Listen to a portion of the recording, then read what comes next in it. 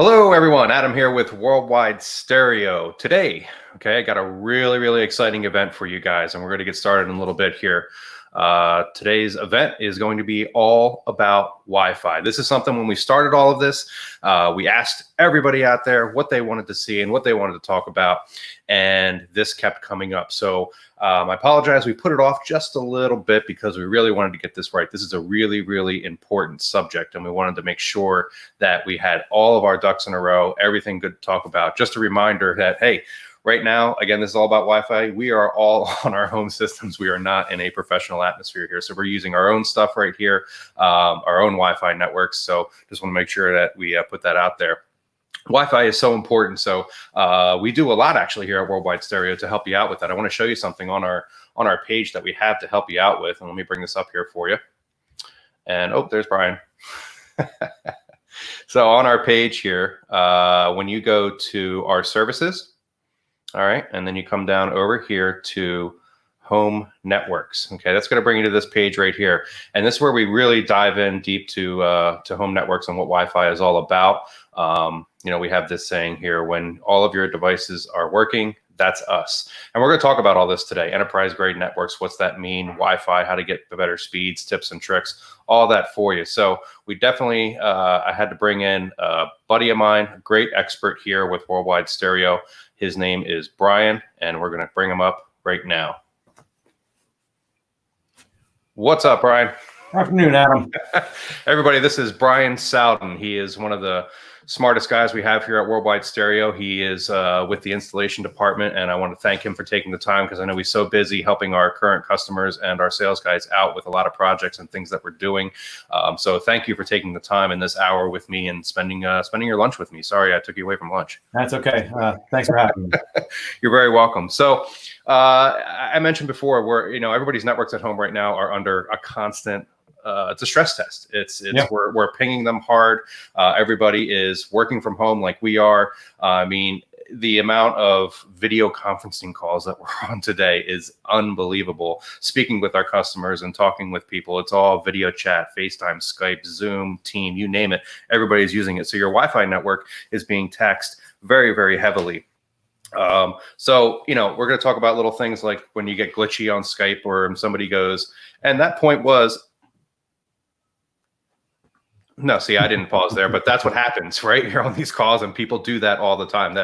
It's what's going on right now. So we want to talk about that and the why, because the expectation out there with everybody with Wi-Fi, and Brian, correct me if I'm wrong here, but it should just work. A lot of times everybody they pay for with their internet service provider that they have. They say, well, I got 500 down, or I'm doing 200 down. I got the best speed that they have to offer. I maxed out. Everything should just work. And yet when we're watching our favorite program, either we get that spinning wheel of death, or maybe you've noticed if you're watching something on Netflix, they'll actually your picture quality gets worse. Like it looked great, and then all of a sudden it looks all fuzzy and grayed out or hollow, like weird, right? And then it comes back. Little things like that. What's really going on, Brian? How does Wi-Fi really work in a nutshell? I'm sorry. First, say hi. Hi. Say hi. And just give us a little background of who you are and your expertise. So my background with Worldwide Stereo is I started in 2005. I actually started in our Ardmore location as store support. I came into the industry not knowing anything. So everything that I've learned, I've kind of learned here. From store support, I went to project management. I led the project management team in Montgomeryville, then moved into the installation department in around 2012. And then as an installer, my focus was on control systems, both implementing and programming them. And also now, as of 2019, back in September, I became the technical field supervisor. So I'm charged with leading the installation department right now. So part of what I do is make sure that we have a set of standards that we work with, so that when we do implement networks and when we do put out systems, we're doing it to a way that we know that it's going to be rock solid when they get put in place. So that's one of my main goals is to make sure that everything works and everything works the way that it's supposed to. And the biggest part of that is, designing for your area.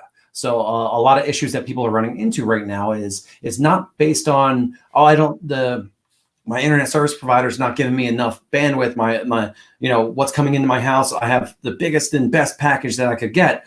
Well, if you put your router in the basement, because that's the easiest place to put it, Right. and then expect it to work throughout the rest of the house, that's not really designing for your environment. That's kind of dealing with your environment. And I think a lot of people now are going to start looking at it as like, look, I need this to be a high functioning part of my house. So I need it to be designed for it. Yeah, we've said that before, and something when we try, and I'm explaining this to clients in here, so I want to explain it to you guys, is think of, first of all, you got to think of Wi-Fi and your internet as it's a utility of the home. It's no longer a luxury to have Wi-Fi or internet in your house. You need it. Everybody needs to have it. So it's the same as your plumbing or your electric in your house, hot water. You expect hot water to work at every single sink in your home, and it's just, it has to work. And so Wi-Fi and internet has become that. So when you're building a house, I make this analogy, this will help you understand. You're building a house, you start with the foundation, the physical foundation of your house. If that's not right, I don't care what you build on top of it, it's not going to be safe and secure, and maybe it's going to fall down, that kind of thing. So you have to think of Wi-Fi and internet the same way. It's the digital foundation of your house. If you want your TVs to all work and your video conferencing and all that kind of stuff, you need a good infrastructure, or a backbone, as we like to call it. So tell me, Brian, and because you can explain it really, really well, when you have the internet in your home and we experience these issues and everybody just says, well, it's just supposed to work. Why doesn't it just work? How do all of these devices communicate all together at the same time? How does that happen? To put that into a small perspective is kind of interesting. So how Wi-Fi kind of works best is you have a single device. Most people have a single device that provides its internet, provides the routing to the computers, and then provides its wireless access. Right. Okay. It's a device that does three things in one, and it's trying to make sure that it's doing everything well. And how the Wi-Fi will connect to the devices. I keep saying devices and clients and things along those lines because those are the kind of terminology that gets used. If I say client, I don't mean an actual customer client. I'm talking about an iPhone or an iPad or a computer. Like that's a client. That's a client. Okay, I got you. Well, devices, I might be talking about routers and switches and gateways and things along those lines. So it's a mix of terminology. So if I go a little bit off into the weeds, just let me know. But how Wi-Fi works is your access point, your wireless access point, sends out a signal saying, "Hey, I'm open, ready to be connected to." Okay. And then it looks, and then you have devices like iPads that have Wi-Fi turned on that say, "Hey, I see you. Can I join you?" So they're communicating between each other. Mm-hmm. And they're saying, "Okay, I see you. Can I join you?" And they're acknowledging that they exist. And then it goes, "Okay, well, you're this device. I want to connect to you. I'm going to put in my password and I'm going to connect." Now, you're not the only one doing that. You're not the only client in the wireless environment. So your phone, your watch, your computer, your iPad, all of those can be trying to connect to your wireless access point at the same time. Mm-hmm. Now, the thing with wireless access is it's important to know is that it only kind of speaks to one thing at a time. So everything kind of gets its own time to shine, but the access point won't listen to anything else while it's talking to your one client piece. So if it's talking to your iPad, it's just talking to your iPad for that period. Right. And then the switch is going to change over and talk to your phone. Then it's going to switch, going to talk to your television. Then it's going to switch and talk to your streaming device. Then it's going to switch all over, and it's constantly shifting and changing in milliseconds. Mm-hmm. That's the reason why there can be some difficulties with wireless. Is depending upon the access points that you have, it depends on its ability to communicate and recommunicate to devices and be overworked.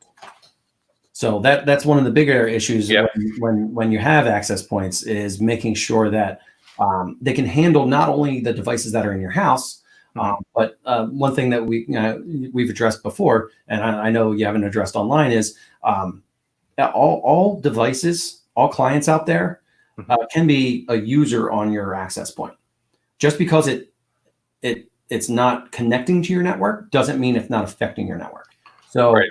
For example, I know that when I drive past the store, the Worldwide Stereo store in Montgomeryville on my way home, Mhm. I can see our wireless network and my phone will connect for a second.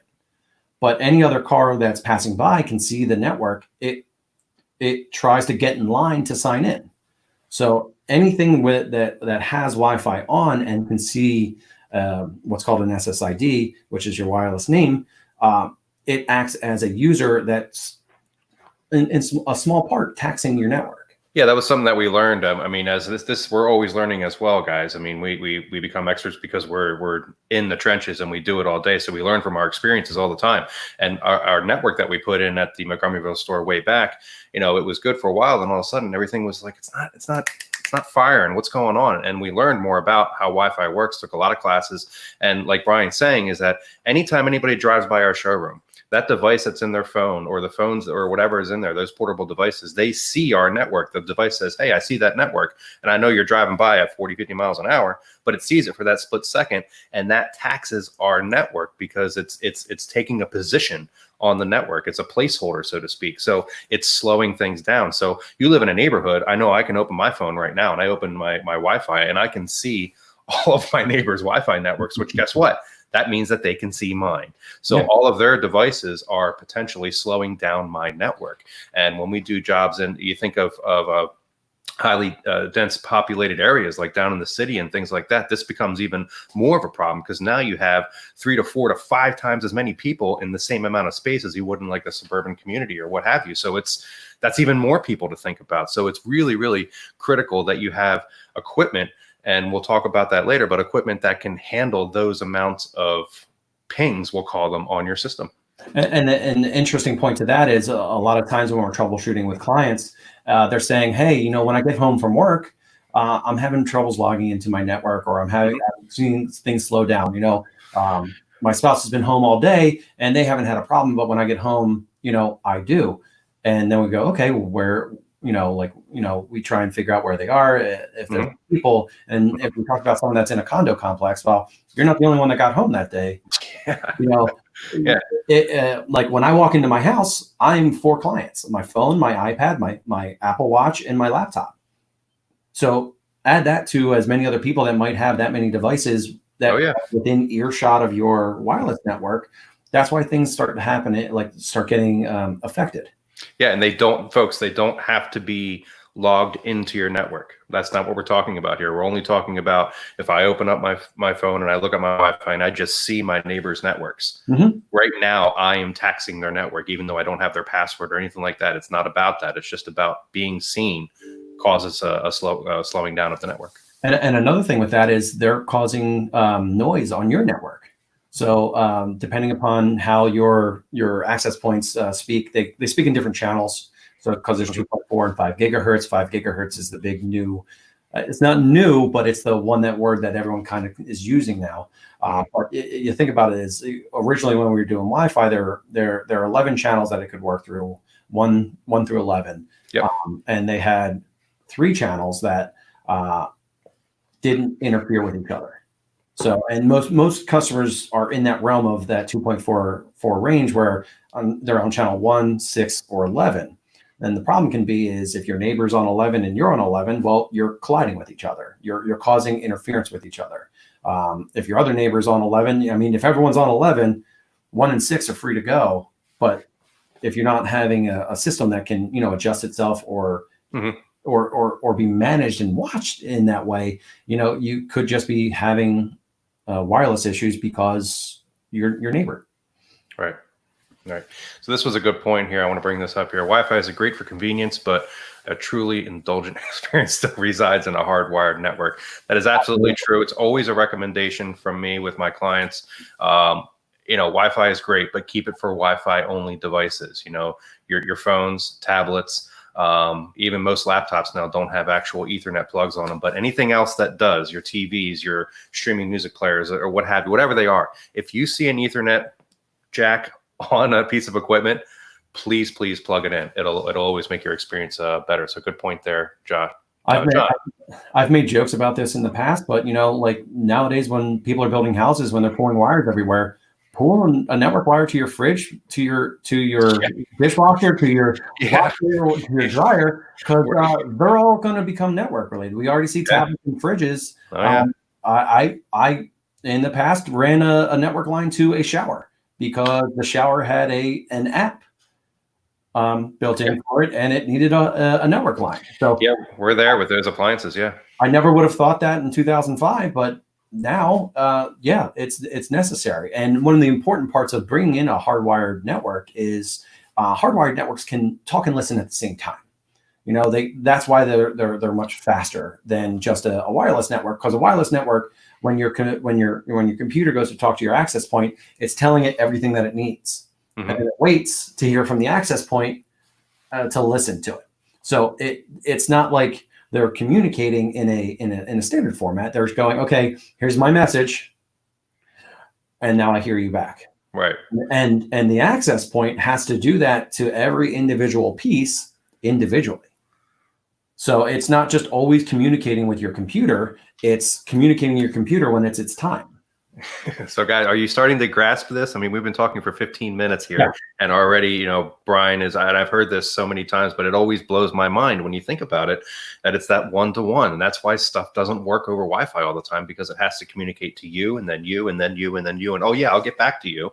But that's why it doesn't work all the time, and why a wired network is so much better, because it can communicate all the time. So, and we're not even talking about interference from other devices in the house, the construction of your walls, like all of those things affect your performance. Where if it's wired, you have you have a much easier time saying, okay, if this wire's from point A to point B, I'm only worried about the wire.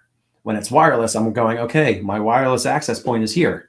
I have a wall here. I have a fridge here. I have a granite countertop here. I have an iPad there. What about a mattress? Do you have a mattress there? I don't. No, my mattress does not have an app.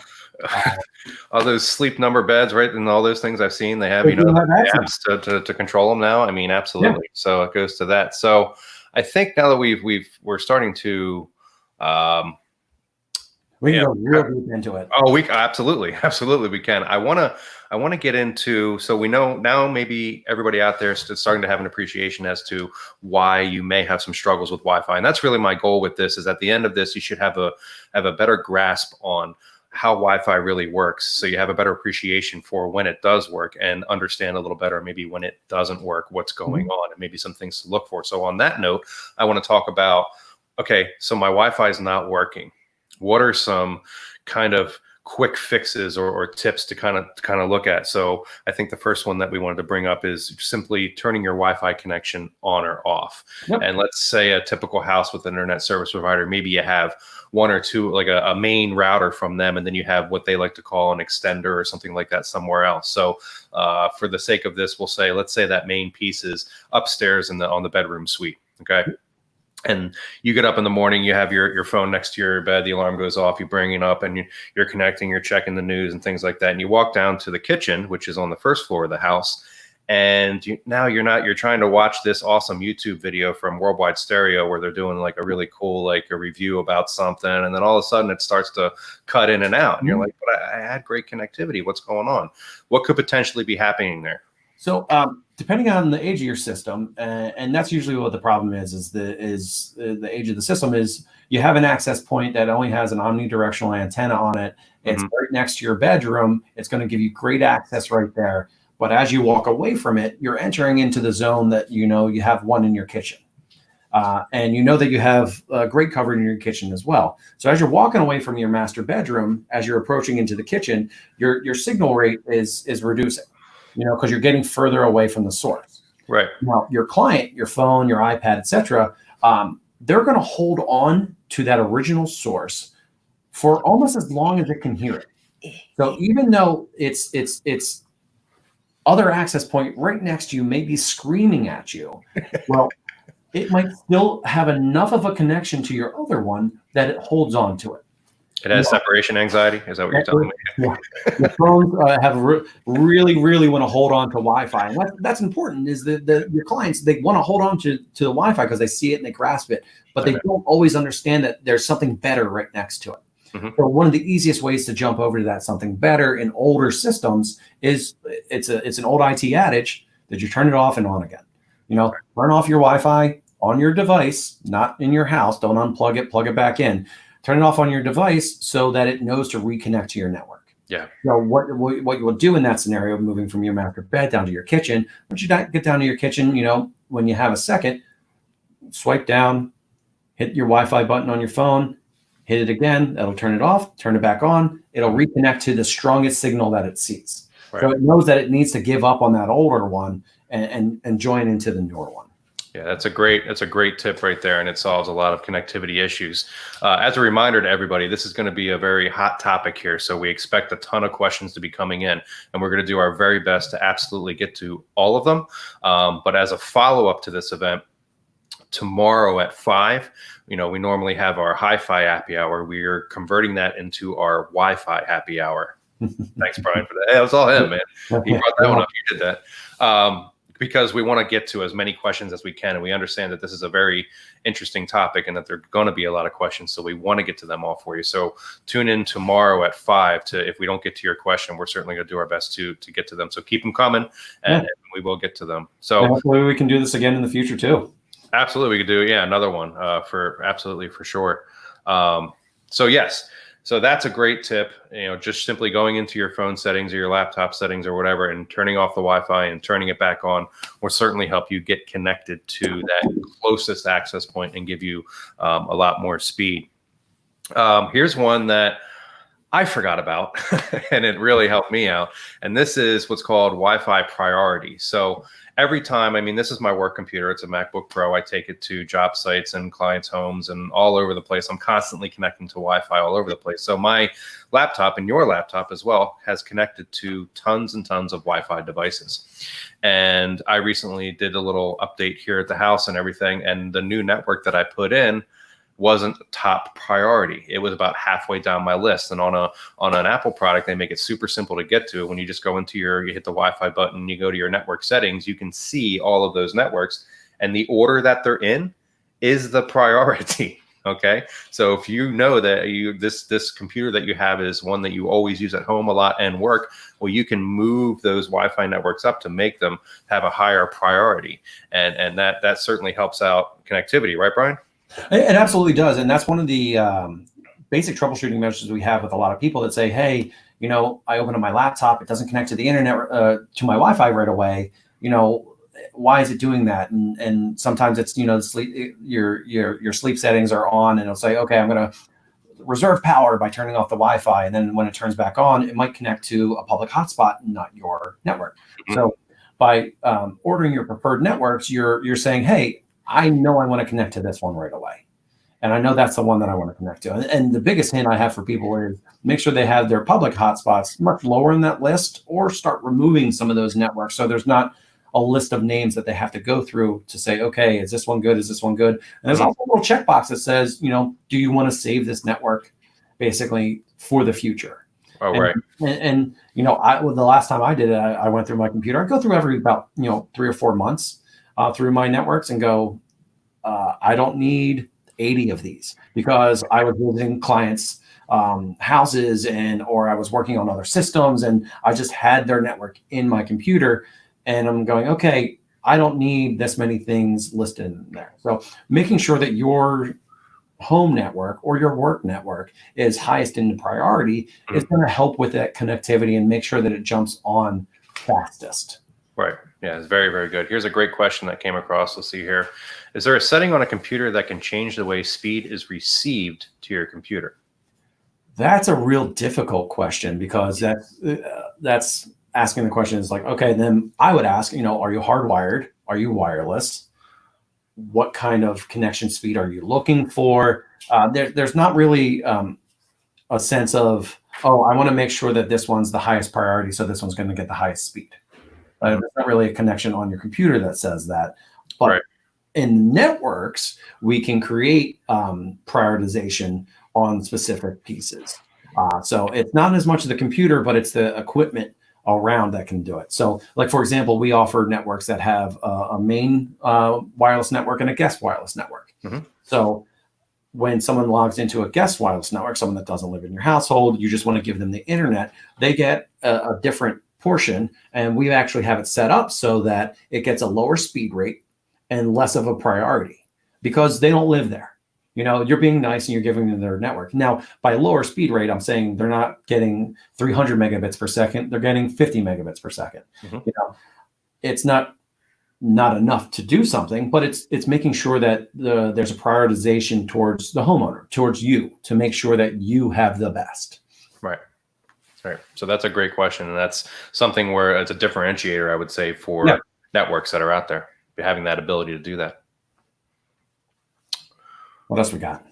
Here's a good one. Should I reboot my router every day? There's a school of thought that says yes. You should reboot your router every day. But then the question is what's your router? I usually say rebooting your ISP, your internet service provider, modem, gateway, router, whatever you want to call it. If that's feeding into a secondary network, I do find it good to reboot every once in a while, because you think about just like your phone, just like your computer, just like your iPad, there's something inside of it that, might get mixed up a little bit. And by doing a hard reboot, you're starting from a clean slate.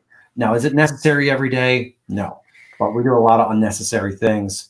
My only point of caution to people is being careful when they reboot, most specifically, so they don't unplug something else accidentally. We'll find that most often when we're troubleshooting someone's equipment, they said, "Oh, I rebooted this." Well, they unplugged something else and then broke something else down along the lines. Right. Also, when dealing with higher quality network pieces, they're not meant to be unplugged, rebooted.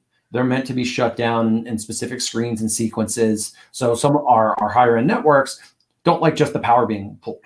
That can actually mess up their internal storage and lose our logs and more of the advanced settings that we're doing. But modern ISP provided or just over the counter routers, they're designed in a way that they know that someone will just unplug and plug it in, not as much have a networking engineer do anything for. Right. So and also here's a tip: resetting bad, rebooting good.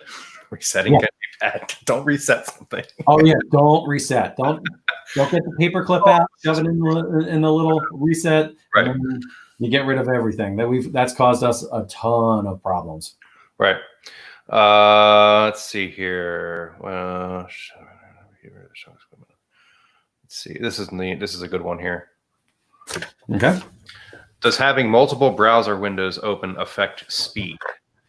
Well, I would say that it affects your computer's ability for speed in terms of processing power, and you also have more windows open. So yeah, there's a lot of ways that would affect speed, right? Yeah, that's going to more affect the speed of the computer as opposed to the wireless. Right. Unless you're opening up a Netflix stream in one window, a Hulu stream in another window, a YouTube stream in the third window. You're opening up things that are not only processing intensive but network intensive.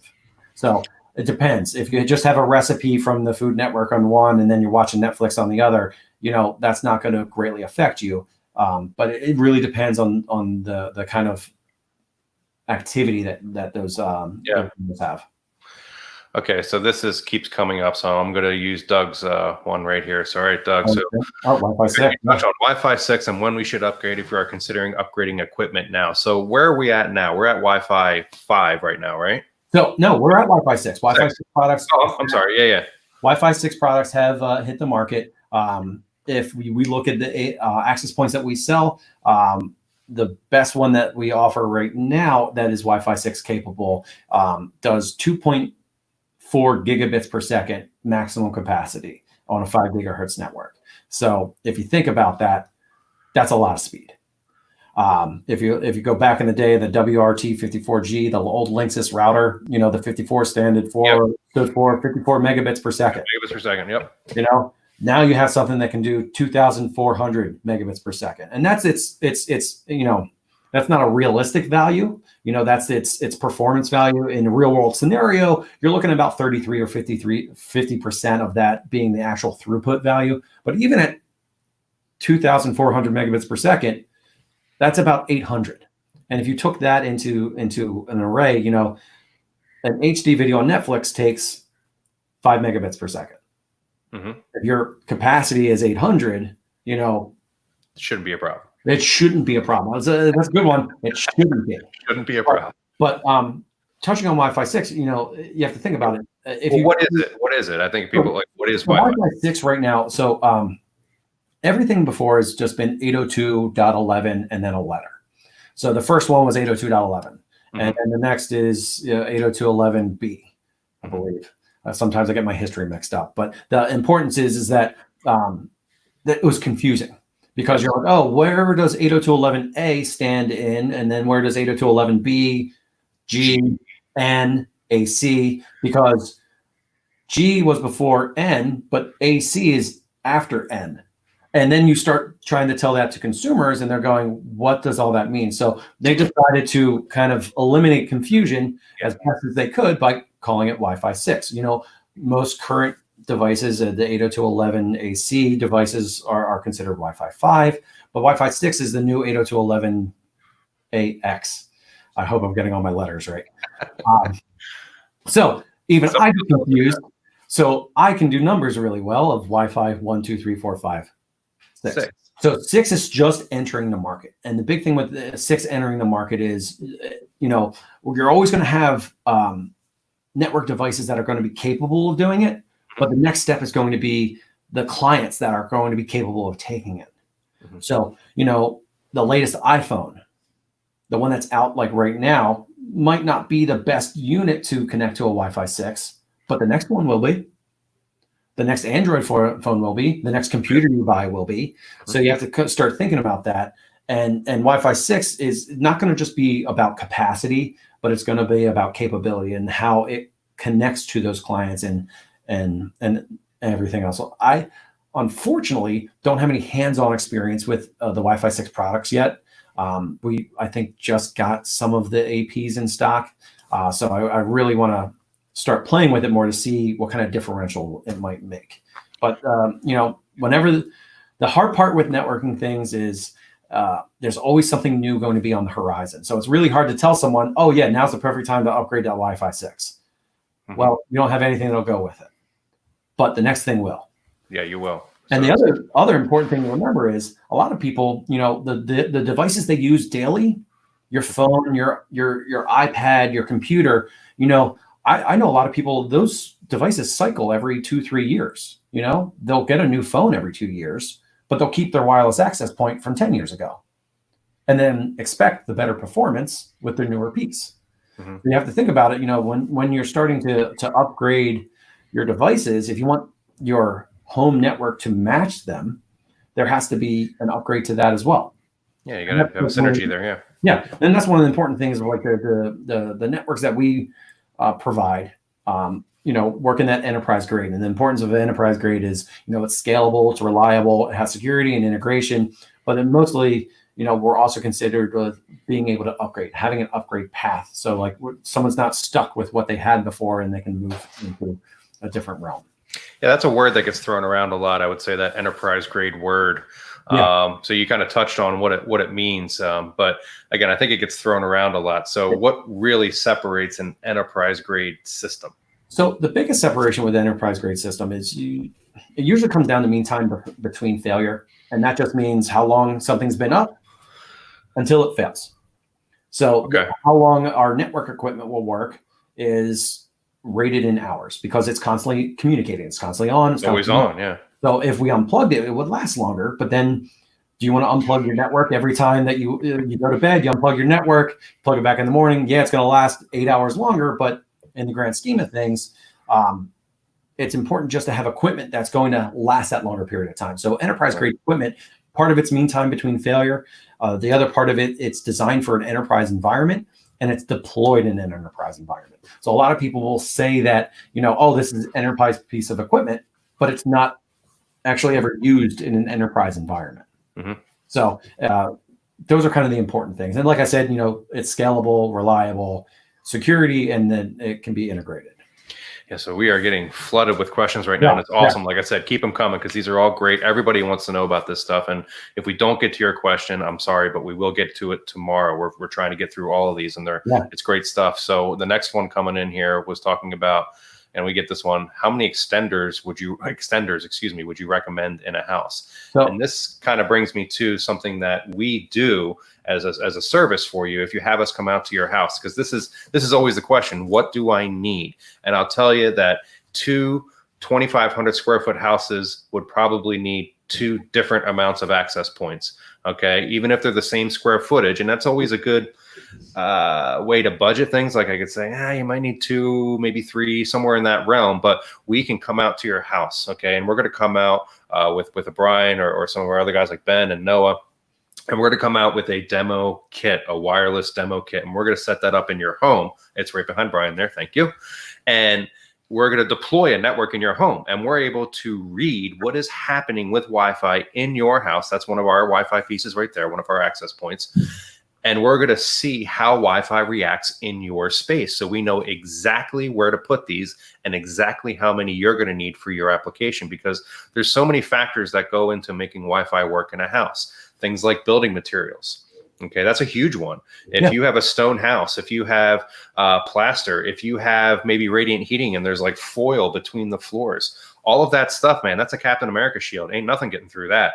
Yeah. Okay, so it's going to block. Or external building materials like plaster on there, or aluminum siding, any metals, all that kind of stuff. So everybody's house is a little bit different. So that's a great question, and I would say the solution is you have to test. There's no other way of knowing it. You have to test. I mean, a great way to answer that is the same way in what you said. You know, what's the best music? It's the music that works for you.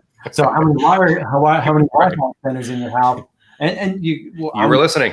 I'm going to be careful with wording here, because extenders and access points can be 2 different things. Mm-hmm. An extender can be something that just works off of another piece, versus an access point that is its own hardwired connection. Right. So, what I usually tell people is, for access points or extenders, if you want to call them that, is making sure that it's made for your environment. So whenever I walk through houses with Adam, one of the first questions I ask is, okay, is this room important? Right. And they'll go, what do you mean by that? I'm like, okay, well, it's a dining room. And a lot of people go, why would Wi-Fi be important in my dining room? And I go, okay, does someone use this as a temporary office when they come home? Because there's not a dedicated office space. Do kids do homework there? You know, it's a table with a lot of room. So is Wi-Fi going to be important there? Then I'll go to the gym and go, hey, I see you have a Peloton. How's your streaming on your Peloton? And they'll go, well, not great, because, you know, it's down in my basement, down in a corner and far away from everything else. Like, I walk through a house and start asking, okay, what's this room? Yeah. What's the expectations in this room? Like, who's going to be here? What will you use in that? And often when we walk through a house, we find out pretty much the same things. Make sure the kitchen's got good Wi-Fi. Yep. The family room has good Wi-Fi. Make sure the master bedroom has good Wi-Fi, and then everything else from there. Correct. Yeah, and the funny thing is, I usually find is the guest bedrooms usually have really good Wi-Fi, because they're always in between 2 spots right. that are super important. Yep. And someone's like, wow, I'll do readings and go, man, I can't believe this guest bedroom is getting way better than one of the kids' bedrooms, but it's because where it's located in the house. Yeah. So I want to touch on 2 right there, because Doug, when he asked this question there, he said extenders. So there's kind of there's different terminology out there for these things. Mm-hmm. There's Wi-Fi extenders, and there's things that are called mesh networking pieces. Correct. What's the difference here? I mean, my understanding is when you have an extender. So if this is I'm always backwards. I hate this. So here's my main router, right? Okay. And then I have an extender over here, and the router is broadcasting Wi-Fi. And by the time I get to over here, let's say I have half the amount of speed at the extender location. Okay, that extender is going to take that half speed and rebroadcast that half speed. It's not going to broadcast the full capability of the network. So I'll use this piece as a perfect example, because you can see the antennas. Good. All right. So this is another client bridge access point. It could be an extender. It's a multi-use piece. But the important thing to remember is that you can see it's 2 antennas. All right. Mm-hmm. So if this was in an extender range, this antenna would act as the one that received its information from your router. And this antenna would act as the one that sends the information to your other devices. Mm-hmm. Now, the hard part about that is, if this is just another piece talking to your router and it's not hardwired, well, if there's any Wi-Fi interference, you're going to get dropouts on your connection. But your devices, if they're close enough to this antenna, will show, hey, I've got 5 bars. I'm super connected. Why am I getting dropouts? Well, you're relying on a device that's reliant on Wi-Fi. And extenders, the problem with them is this is just acting as another client that has to wait its turn to communicate. So the problem with Wi-Fi extenders is it just drops in and is another piece that has to wait. Now, other companies have the same concept, but they do it in mesh mode. And this one looks a lot more utilitarian, but this one has actually a lot of antennas built into it. And one set of those antennas is going to be set to be what's called a backhaul. And what it does is it creates a dedicated network. And this is where that term mesh comes from. Okay. It's a dedicated network that communicates to another one of these pieces that says, I'm just communicating with you and you're just communicating with me, because I need to make a fake wired connection in that mesh network so that I'm always connected to you, so I can supply the proper amount of information to the other clients that I need to communicate to. So it takes, one of it's an antenna sets, because this one actually has a lot. A lot. I don't remember which piece this is, but it's more than one. It takes a specific set and sends that directly to another one so that it always has a dedicated connection. Does it still have the possibility of failure? Yes, because it's wireless. If something interferes with it, it can have that problem. But mesh networks that have that backhaul have that stronger sense of capability. Do we utilize them in our systems that we do? Absolutely. Is it our preferred methodology? No. Wired is always better. Wired is always better because we know that something's connecting point A to point B. Right. And when we're troubleshooting it, we're going to see, is it plugged in? And then is the wire passing the information? And we have tools to test those things. We have an analyzer that will tell us how long the wire is. Like I can plug in one end in the basement and plug in one in the master bedroom, and it'll tell me it's 154 feet. And all of them are connected and they all pass because they're it's a certifier. It says, okay, all this passes what I need a Cat 6 wire to do.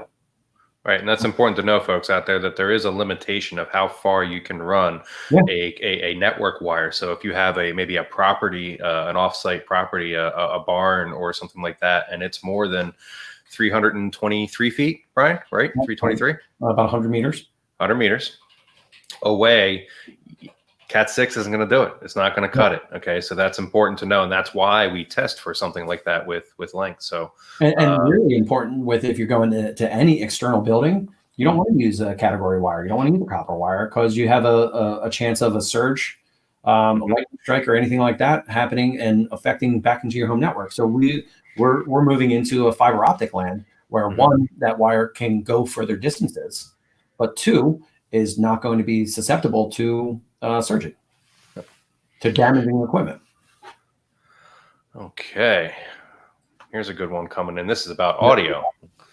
Audio, perfect. Yeah. There's a multitude of options regarding lossless audio. The latest is that Spotify cuts off all frequencies above 15K. If I cannot hear above 15K, me included, does it really matter? So I think with lossless audio, I think this is more of that's an straight up audio. It's an audio question, but to put it back into your Cobas, the reason why that they are able to offer lossless audio is because bandwidth is capable now. We have the devices that can do them. Now, I always argue if you can't hear 15K, it doesn't matter to have it. There's been arguments of even hearing lower, like hearing low frequencies or hearing high frequencies. You might not be able to audibly hear it, but you still might be able to feel it. So there's also that that way to think of it. But I never knew Spotify cut low frequency. Yeah, I guess that's part of the stream of 320 or whatever. They have to be cutting something off or whatever, right? So that's true. But even though if it's cutting it off, I'd say it would certainly affect what you're hearing. Typically, even though you can't hear above that, if there's something that's producing that tone, it's actually adding color to the things that you can hear inside of it. So with it missing, it could be a difference. So that's a neat question. Yeah. Wow, just going down the list here. There's a lot of questions here. Yep. What wireless router do you recommend? So am I allowed to talk about the product? Yeah, can I say? Yeah, we can bring. So there's a lot of them out there. What we can talk to you, TJ, about is what we offer and where we're currently sitting with our enterprise grade networks that we offer for people. So you can go ahead, Brian.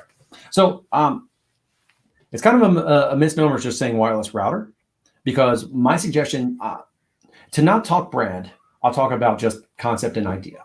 What I want to see more people do is separates. Just like in audio, when you want to separate your preamplifier from the amplifier, because your amp's going to have more power in it, and your preamp will have, more of the capability of doing better sound, better, switching and everything else along those lines. If you start separating your network into those same ideas, the concept I brought up before is that your internet service provider is giving you a 3-in-1 product. It's bringing you a device that brings in your internet, it's bringing a device that routes your internal devices, and it's bringing in a device that'll do Wi-Fi. Now, if you have one device doing 3 things, it doesn't do all those 3 things well. It doesn't good enough. So my first suggestion to people is, keep your router, but add in an access point. Add in a device that's meant to just do wireless, and you're going to see an improvement. Devices that we utilize is from a company called Access Networks. They provide a nice entry-level solution for us that will not only give you good throughput, but it's going to maximize your use of bandwidth and give you low latency, the important things that you need. And I could really go into what that wireless product can do, but I want to kind of not go specifically into that, but really just point to have pieces that do what you want well. And if you can separate them, because when they're separate, they're dedicated to doing that one thing. Right.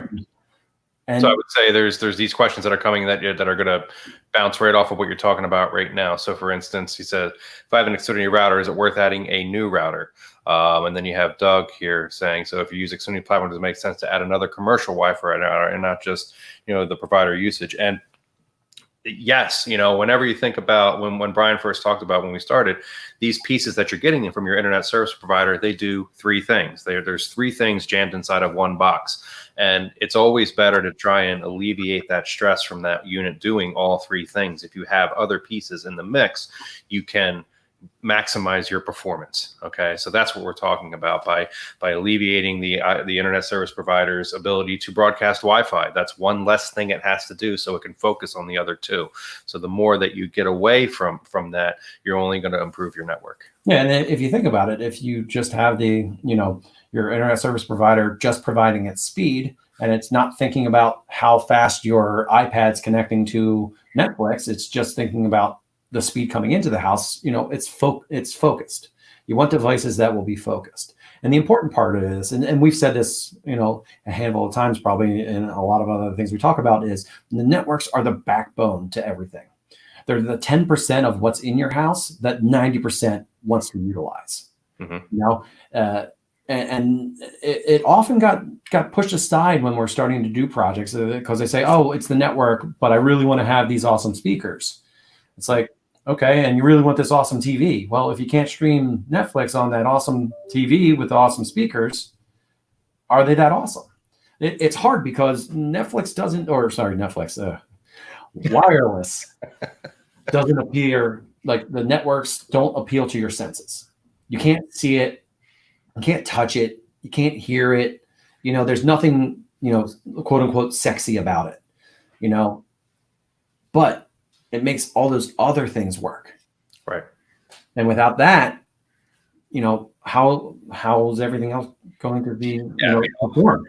All the stuff like I told, we started again in the beginning of this talking about how the stress test that all your stuff is under right now. I mean, everybody's watching movies and they're all in these great 4K resolutions with Dolby Atmos surround sound, dynamic theatrical soundtracks, or we're streaming Qobuz, for instance, or some high res audio to the speakers all over the house.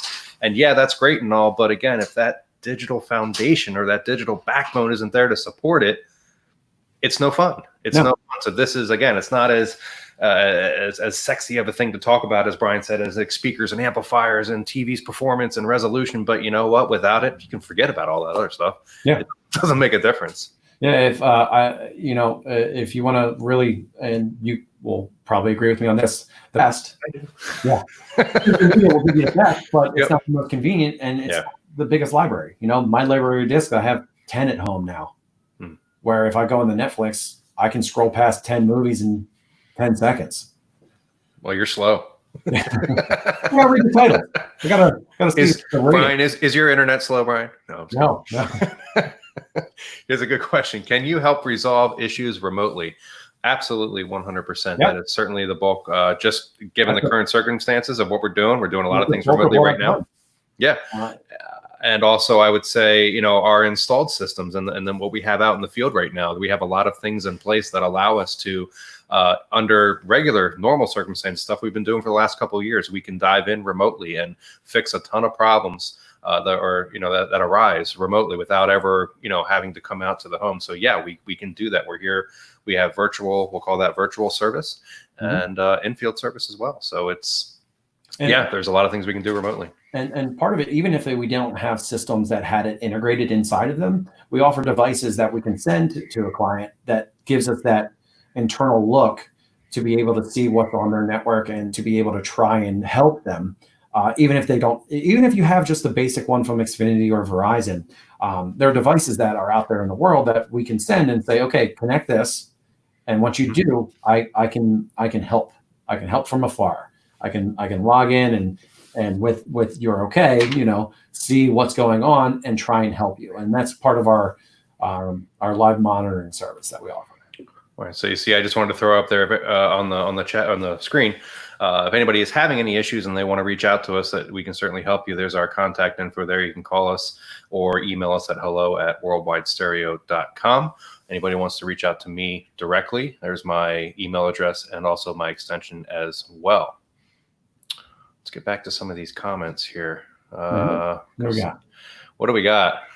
I like this one from Dan. Any tips on the best way for devices to roam to from different access points rather than just two Wi-Fi routers with the same SSID? I see it. There it is. Any tips on the best way to... Go ahead. So one, it's a very complicated thing to say, but it's having devices. It's the best practice on that also is that on and off that we talked about earlier. Yeah. Jump between point A to point B, or you get access points that have the capability of watching your roam and kind of influencing your device to jump between the two different pieces. You know, some of the access points that we offer have that kind of capability built into them where they influence the device to say, oh, I'm going to drop that one that's bad and log into this one that's a little bit better. But the most important thing is to make sure, I like this same SSID part. And that's a really important one when it comes to helping people out, because I'll go into a lot of people's houses and I'll see 5 different devices with 5 different names. And they're like, oh, that's the device that's in the kitchen. And then this is the device that's in the master bedroom. This is the one that's in my theater, and it has an EXT on the end because it's an extender. And I walk in and I go, how do you live like this? Well, no, we just log into this one and we log into this one. And then when I want to go downstairs, we log into this one.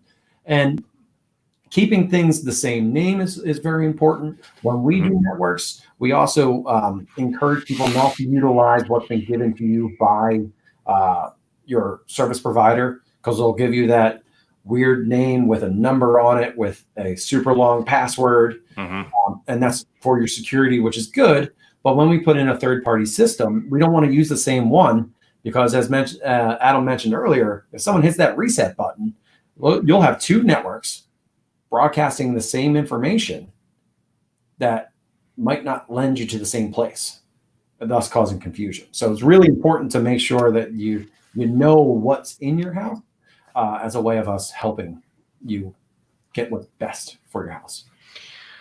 So we certainly talked a lot about Wi-Fi in the house, and this is coming up a couple times. I was trying to listen to Preston and Steve while mowing the lawn this morning, kept having buffering issues. Do you offer solutions for better Wi-Fi outdoors? Yes, absolutely, 100%. Just like they make products like speakers, and that was on our. We did a whole seminar on outdoor products and outdoor speaker solutions and things like that.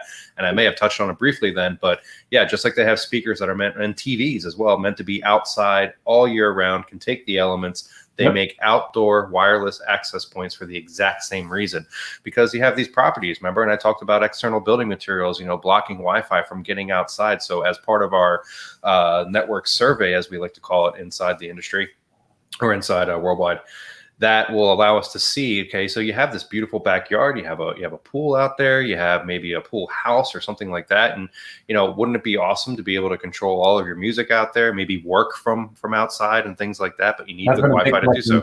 Can I work? Oh yeah, we're all working outside right now for sure. Anytime I can get outside and get some sun, it's great. But yeah, so there is absolutely solutions like that. And again, if you need help with that, reach out to us. And an important thing with outside, a lot of mistakes what people will make is they'll have an access point mounted on the fascia of their house.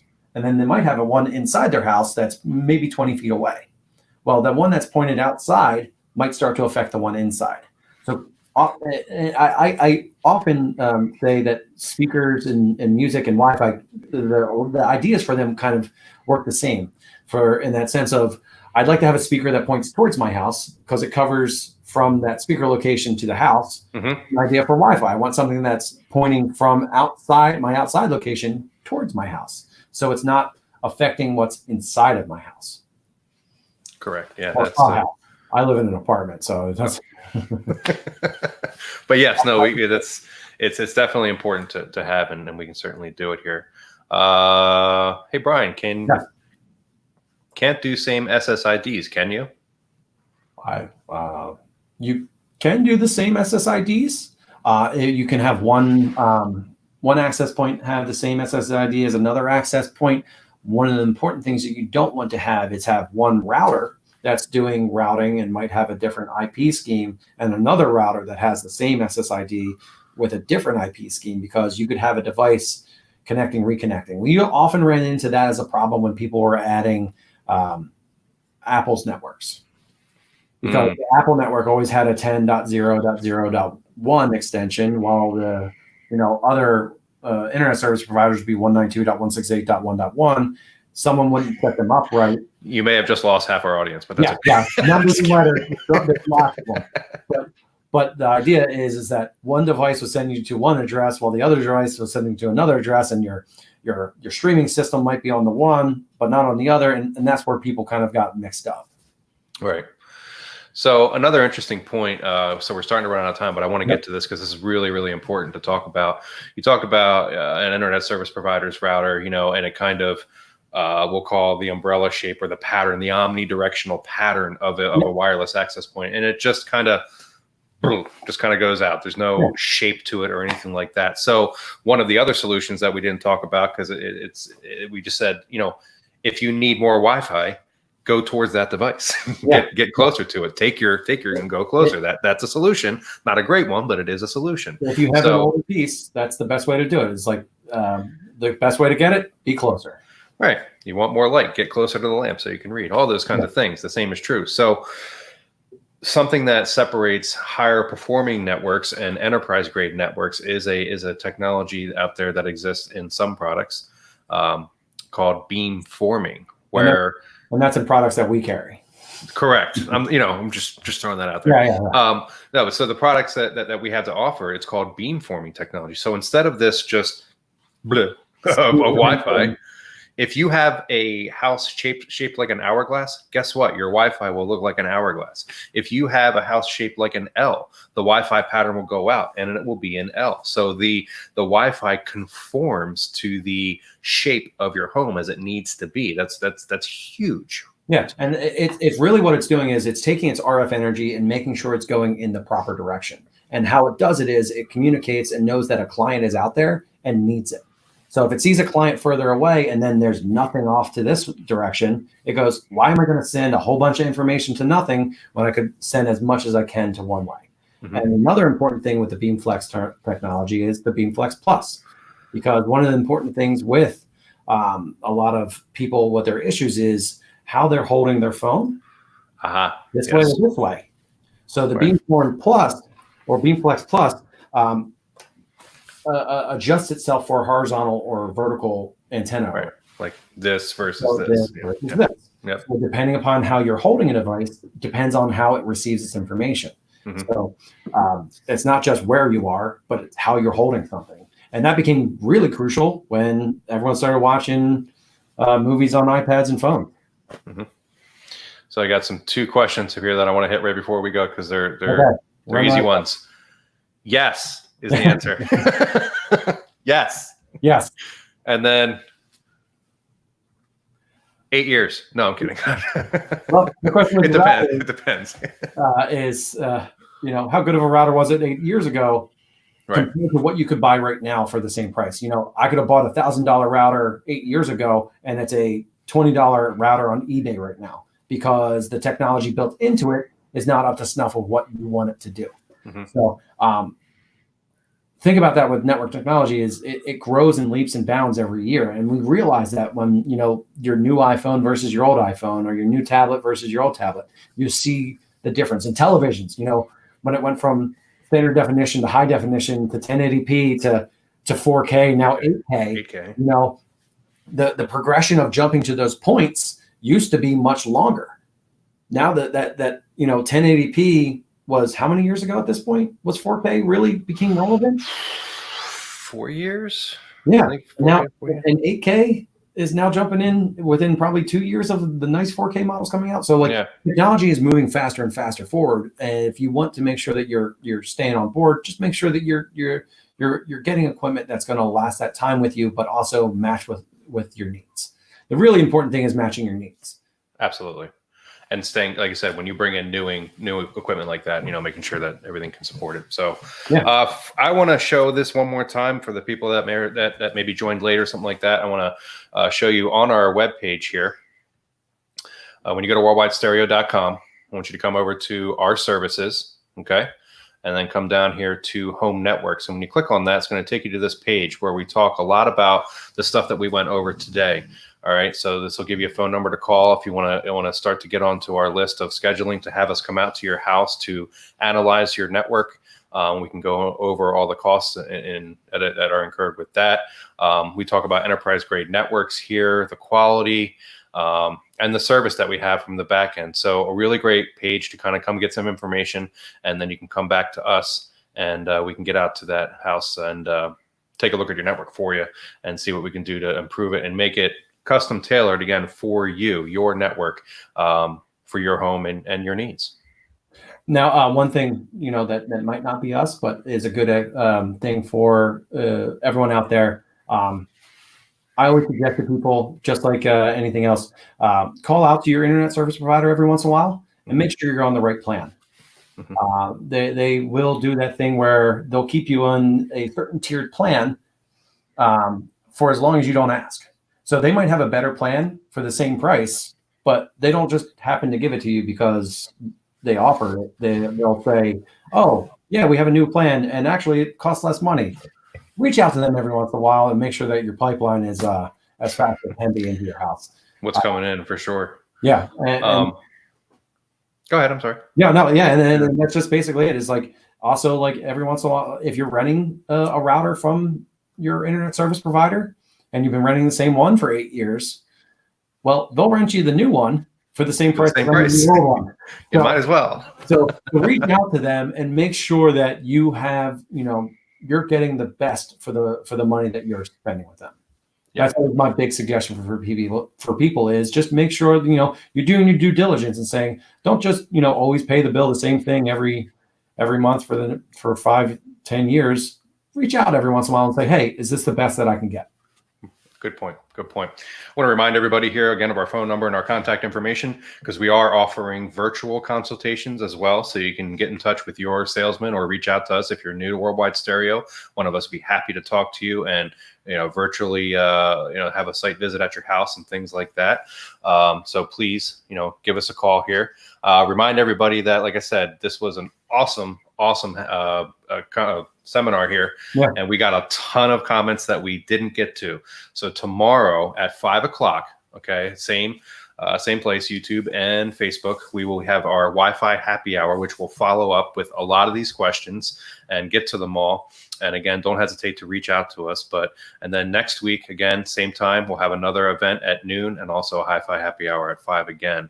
If you just tuned in now and you're missing it, don't worry, you can go back. We'll have all these presentations up on YouTube and our Facebook channel, so you can watch them over again. It was great seeing everybody. Brian, again, thank you. I'm sorry I took you away from your lunch. That's okay. I hope that a lot of people for that Hi-Fi happy or our Wi-Fi. Let's bring in that video that kind of explains that beamforming. Yes, we're definitely going to do that by our manufacturer that can kind of explain that concept, because visually it's a whole lot more impactful than how we're trying to explain it. Oh, we got another a comedian here. Wi-Fi happy hour. I did that one, but it was not approved. So, all right, everybody, thank you so much for joining us today. This is Adam with Worldwide Stereo, reminding you about your music. But without Wi-Fi, guess what? All that streaming content doesn't work anyway. So you want to make sure that that's good. We're here to help you. Thank you so much for joining us, reminding you to listen to music every day. So long. Thank you.